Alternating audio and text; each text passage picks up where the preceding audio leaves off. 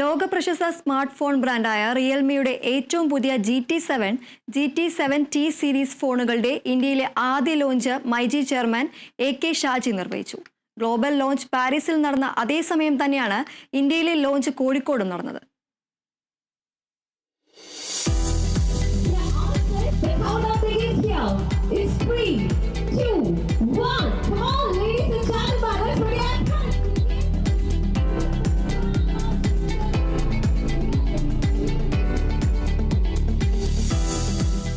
വർഷത്തെ യാത്രക്കിടയിൽ 1 മില്യൺ ഉപഭോക്താക്കളെ സ്വന്തമാക്കാനായത് മൈജിയുടെ അഭിമാനകരമായ നേട്ടമാണെന്ന് മൈജി ചെയർമാൻ AK ഷാജി പറഞ്ഞു.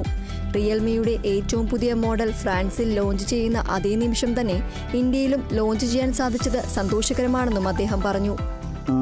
റിയൽമി എന്ന് പറഞ്ഞ ബ്രാൻഡ് ഇന്ത്യയിൽ കേരളത്തിലെ ഒരു സംസ്ഥാനം എന്ന് പറയുന്നത് നമ്മുടെ ഗാഡ്ജറ്റ് ഇൻഡസ്ട്രിയിൽ ഒരു 3.5%. ഇപ്പോൾ 26 സ്റ്റേറ്റിൽ നിന്ന് നമ്മൾ കേരള സ്റ്റേറ്റ് എടുക്കുകയാണെങ്കിൽ 3.5%. ആ 3.5% ഒരുപാട് അവാർഡുകൾ, ഇന്ത്യയിലെ ബെസ്റ്റ് അവാർഡുകൾ, ആപ്പിള്, സാംസങ്, ഓപ്പോ, വിവോ എന്ന് പറഞ്ഞ എല്ലാ ബ്രാൻഡുകളുടെയും, മേജറായിട്ടുള്ള എല്ലാ ബ്രാൻഡുകളുടെയും അവാർഡുകൾ കഴിഞ്ഞ വർഷം നമുക്ക് നേടാൻ കഴിഞ്ഞിട്ടുണ്ട്.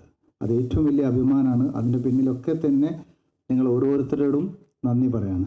ഇന്ന് റിയൽമിയുടെ ഏറ്റവും പുതിയ മോഡൽ ഇന്ന് ഫ്രാൻസിൽ ലോഞ്ച് ചെയ്യാൻ പോകുന്നതാണ്. സെയിം ടൈം നമുക്ക് ഇന്ത്യയിൽ മൈജിയിലാണ് ലോഞ്ച് ചെയ്യുന്നത്. അതൊക്കെ വലിയൊരു പ്രൗഡ് മൂമെൻ്റ് ആണ്. 20 വർഷം നമ്മൾ തികഞ്ഞു. ചെറിയൊരു കാലയളവല്ല, 2006 തുടങ്ങി 2025 നിൽക്കുന്നത് 20ാം വർഷം നമ്മൾ ആഘോഷിച്ചുകൊണ്ടിരിക്കുകയാണ്. അതോടൊപ്പം തന്നെ നമുക്ക് 1 മില്യൺ കസ്റ്റമറായി എന്നുള്ള വലിയൊരു ഹാപ്പിനെസ് ഉണ്ട്. ലോകത്തിൽ ആദ്യമായി ഐസെൻസ് ഗ്രാഫീൻ ഡിസൈനിൽ പുറത്തിറങ്ങുന്നുവെന്നതാണ് GT7 T സീരീസുകളുടെ പ്രത്യേകത.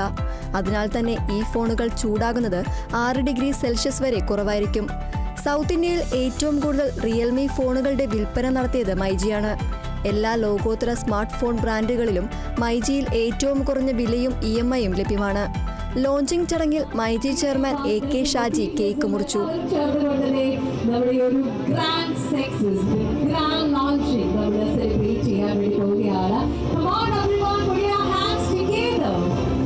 Realme sales state head Shaji John പങ്കെടുത്തു. റിയൽമി GT7 T സീരീസുകളെ അടുത്തറിയാനായി ഫോണുകളുടെ ഡെമോ മൈജി ഷോറൂമുകളിൽ ഒരുക്കിയിട്ടുണ്ട്. Kerala vision news, Kozhikode.